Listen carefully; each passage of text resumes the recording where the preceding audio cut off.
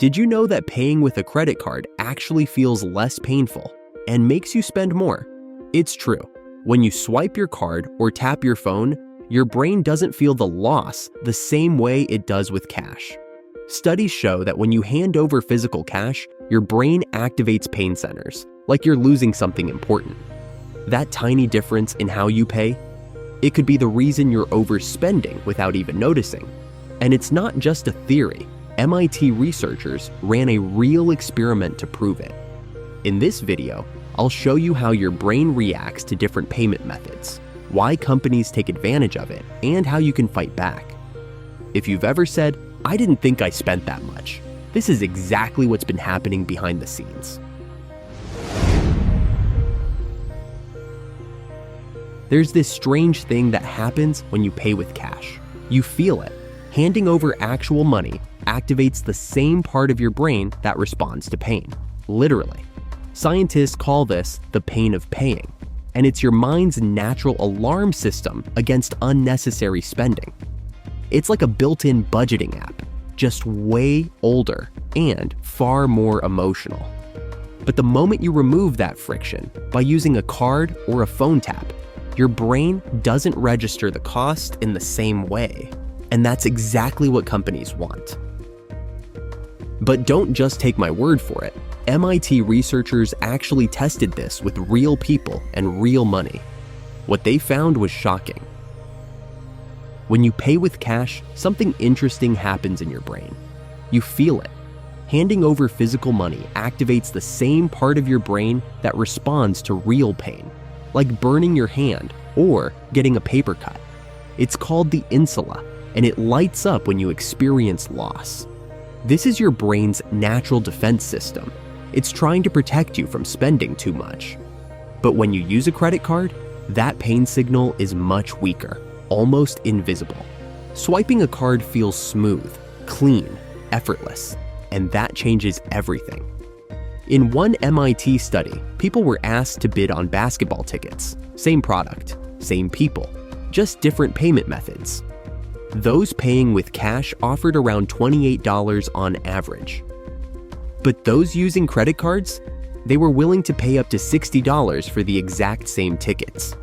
That's more than twice as much, just because the payment method made it feel less painful. It's not about how much money you have, it's about how your brain reacts to spending it. So what exactly is going on inside your brain when you tap that card? Let's zoom in and see how your mind is being rewired without you knowing it. When you spend cash, your brain lights up in the insula, an area linked to pain and self-control. This is your brain saying, "Whoa, are you sure about this?" But when you swipe a card or use contactless payment, that warning system stays mostly silent. It's the neurological equivalent of buying things while wearing noise-canceling headphones. You don't hear the alarm, so you don't stop. Big brands, they know this. Why do you think Apple Pay is so seamless? Why do you think buy now, pay later is everywhere? They're not just selling convenience. They're bypassing your brain's brakes. And the scary part, this doesn't just affect shopping. It changes how you save, budget, and even how you invest.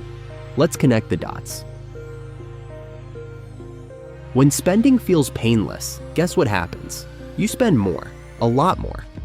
People using cards, especially contactless, often underestimate how much they're spending. That's not by accident. It's because your brain doesn't fully register the loss. This makes it harder to stick to a budget, track your money, feel the real cost of your decisions. And it doesn't stop at shopping. Studies show that people who pay with cards are also more likely to buy impulsively, choose higher-priced items, and even forget what they bought. It's not just a spending problem, it's a disconnection problem. Your money goes out, but your brain doesn't feel it. So how do you stop this invisible spending trap? Stick with me, because the fix is surprisingly simple. Tip 1. Go analog.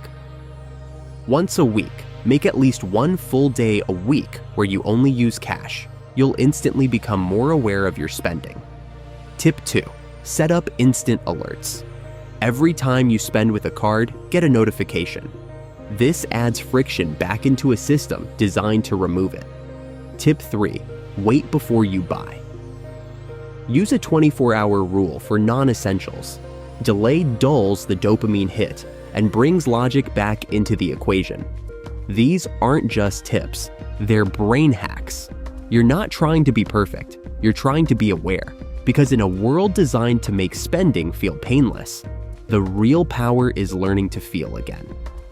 You're not bad with money, but you might be using tools designed to keep you that way.